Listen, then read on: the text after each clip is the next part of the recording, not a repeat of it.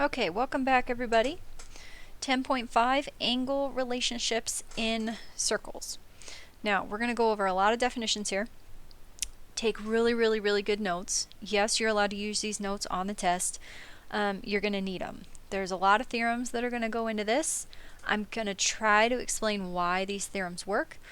But if you have questions, make sure you come to one of our office hours that are posted on Canvas so that you can ask me some questions about this, because these get kind of confusing.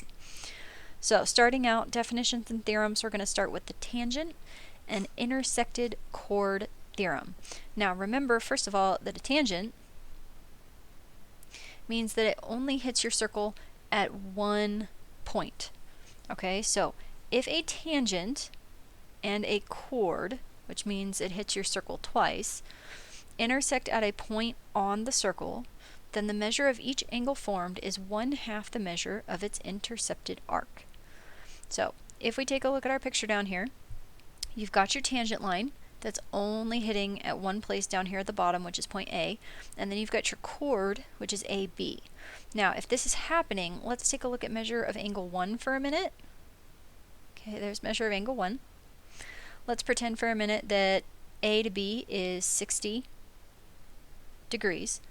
Well, then what this theorem is saying, which is actually very similar to the theorem we did in 10.4, which is where it's going to be half. So the same thing's going to hold true here, where this angle 1 is actually going to be 30 degrees. Now, on the flip side of that, let's think about this for a moment. A couple ways we could go about it. First of all, we know that an entire circle has to be 360 degrees. Well, if I know the red arc over here is 60 degrees, well then that means that the blue arc over here must be 300 degrees. Then if I'm using the same theorem that we just did with my chord and my tangent line, then I'm going to take half of that, which is going to give me, 150. So I know that angle 2 is 150 degrees. Now, take a look at angle 1 and take a look at angle 2. What do you notice?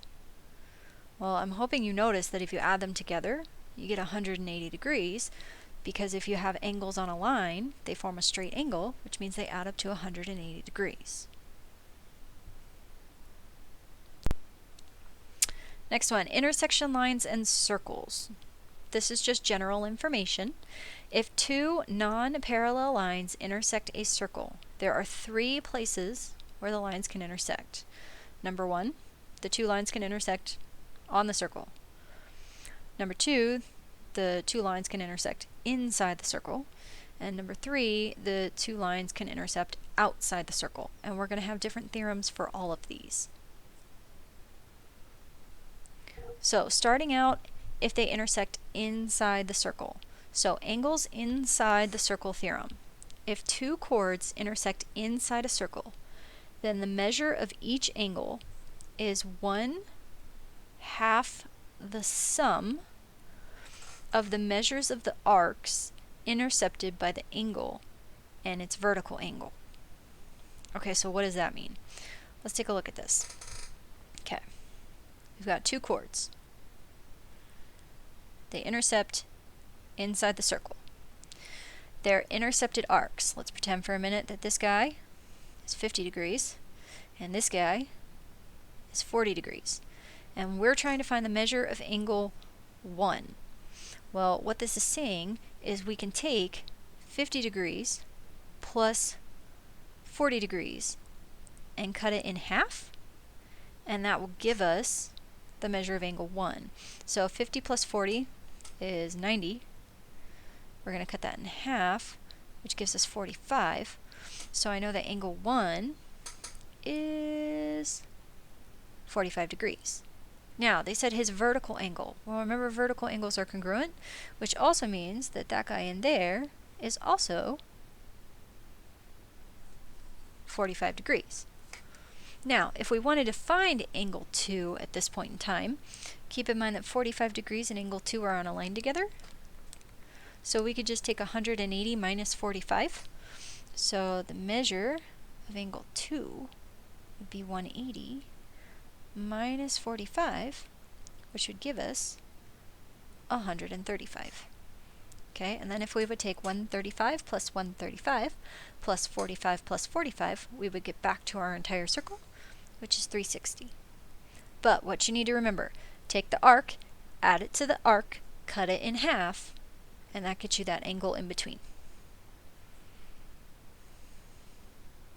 Next one, what if they intersect outside the circle? Because that's only inside the circle. Okay, so outside the circle, if a tangent and a secant, or two tangents, or two secants intersect outside the circle.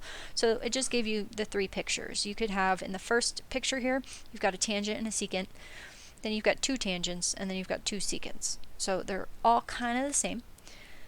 Then the measure of the angle formed is 1/2 the difference of the measures of the intercepted arcs. Okay, so in this case, let's pretend here for a minute that this arc is, I don't know, 100 degrees. And let's say that this other arc is, I don't know, 30 degrees. So if I want to find the measure of angle 1, instead of adding them and dividing by 2, you're going to subtract them and divide by 2. So we're going to do 100 minus 30 and cut that in half. So that would be 70 cut in half, which is going to give us 35 degrees. So the measure of angle 1 would be 35 degrees. Okay. Now, when you do this, it is always the bigger arc minus the smaller arc. Okay, so in these pictures, it's always going to be the red one minus the blue one, the red one minus the blue one. You don't take the smaller one minus the bigger one. Okay, and it works the same on each example. So on the next example, it would be the red one minus the blue one, cut it in half, and that would give you the measure of angle 2. Same thing with the last one, the red one minus the blue one, cut it in half, and then it would give you the measure of angle 3. Okay, last theorem, and we're first going to start with a circumscribed angle. So keep in mind when we did 10.4, we did an inscribed angle, which meant that the vertex was on the circle itself and it was inside the circle. Well, this time we're going to do circumscribed, which is an angle whose sides are tangent to the circle.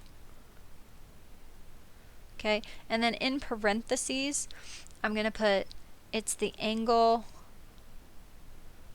drawn around the circle. Because we kind of went over inscribed means inside, circumscribed means outside.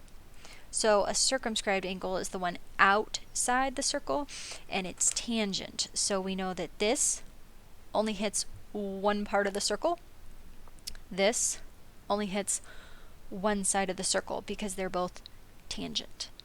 Now, circumscribed angle theorem says the measure of the circumscribed angle is equal to 180 degrees minus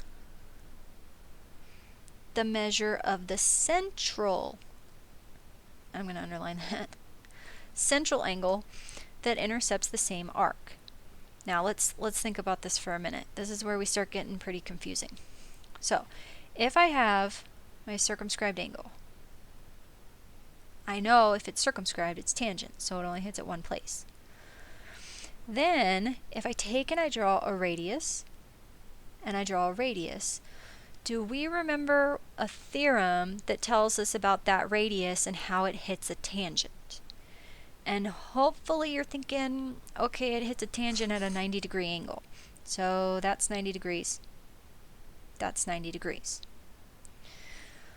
Well, then I'm going to give you this central angle, and let's pretend just for a minute that I'm going to tell you that that central angle right in there, just for fun, is 100 degrees. Okay, so that leaves us to find the measure of angle D. Well, if you're taking a look at that ADBC, do you notice that's a quadrilateral? It's got 4 sides. And angles in a quadrilateral, add to 360 degrees. So that would mean if I'm looking at my quadrilateral, I've got a 90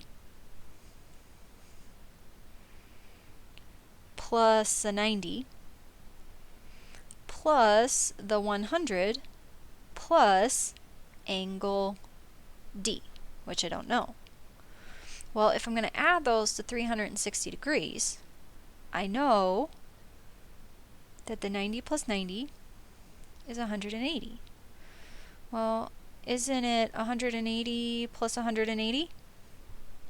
Which means these two have to add to 180, because then ultimately I will get to my 360 degrees, which is in a quadrilateral, which means angle D, let's think about this, 100 degrees plus what is 180?